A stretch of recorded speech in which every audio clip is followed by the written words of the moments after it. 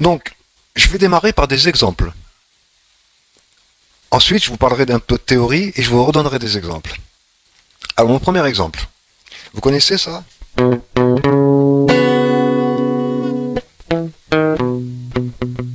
Walking on the Moon de Police.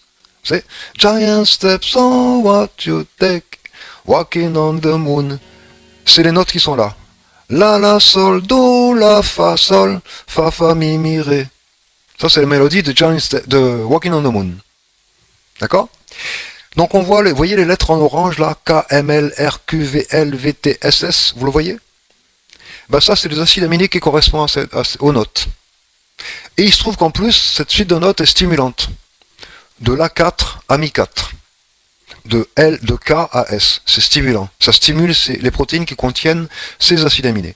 En dessous, en vert, de K à Y, en vert, la partie de Fa à Ré inhibe. Donc je sais que ça stimule ou ça inhibe les protéines qui concernent ça. Mais, ce qui est fou, c'est que ce grand extrait orange, là, vous voyez le nombre de notes, là, ça stimule une seule protéine sur des dizaines de milliers possibles. Une seule. Ça, par contre, c'est déjà... Moi, quand j'ai vu ça, je suis allé me coucher, j'en pouvais plus. Hein. J'ai repris 2 jours après. Je dis pas trop à la fois, parce que... Donc, une seule protéine, c'est la DNA transposase THP9, là, qui est donc impliquée dans la création de nouveaux gènes. Cette protéine est impliquée dans la création de nouveaux gènes. Me dites pas pourquoi, c'est sourcé, on peut le retrouver. Hein. Voilà. Mais en tout cas, ça c'est vrai.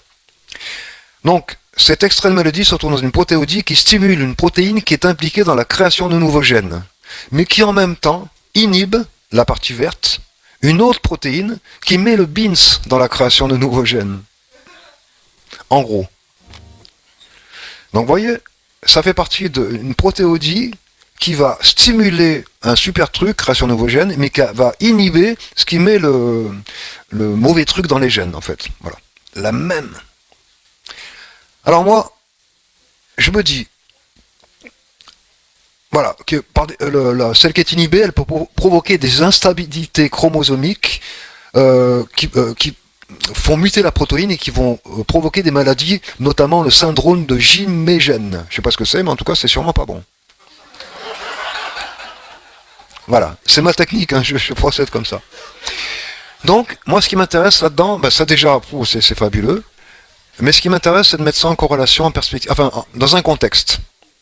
Alors, je me dis, Walking on the Moon, c'est quand même un morceau qui a une sacrée implication dans l'évolution de la musique pop. Ça, on peut pas le nier. Hein. Et le groupe Police a quand même créé un nouveau style.